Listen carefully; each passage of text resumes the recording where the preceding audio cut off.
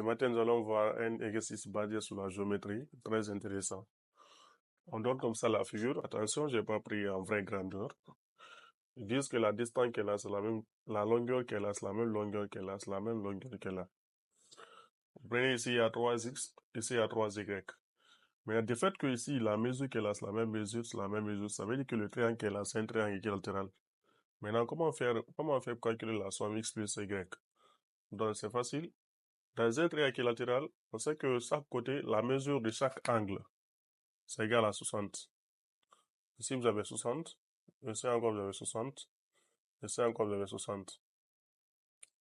Comment ils ont eu les 60? Dites que les côtés là sont identiques.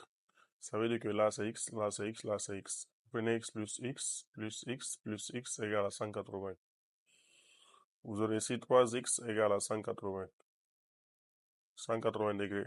X égale à 180 divisé par 3, ça fait les 60. Voici comment on trouve. Maintenant, on va essayer de répondre à notre situation. On vient de dire tout à l'heure ici, la mesure qu'elle a, ça c'est égal à 60 degrés. N'oubliez pas une chose encore.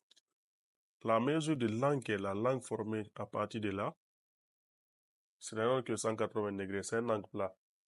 Donc vous allez dire 3x plus 3y plus les 60 degrés égale à 180 degrés. Vous déplacez de 3x plus 3y égale à 180 moins 60 degrés. Ça, c'est 120 degrés.